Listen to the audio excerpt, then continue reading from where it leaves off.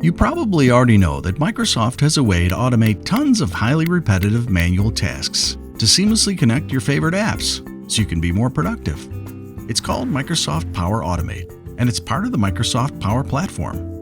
You know, like when someone tweets about your company. Power Automate makes it easy for just about anyone to quickly create a flow that follows them, sends a nice reply, adds them to a spreadsheet that gets emailed to you for your approval, then adds their contact to Salesforce or Dynamics 365. And this streamlined approval process works with data in Twitter, Microsoft Teams, Excel, and over 100 other services too. However, you may not know that you can easily automate legacy processes even if they don't have APIs, using a little bit of genius called Robotic Process Automation, or RPA, to create desktop flows. For example, let's say you're a clinic operating off a legacy system. Every time you finish meeting with a patient, you have to extract lots and lots of data fields and details about their visit from your desktop to your patient tracking system.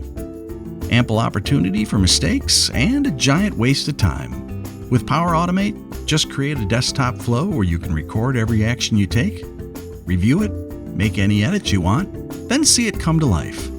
Simple as that.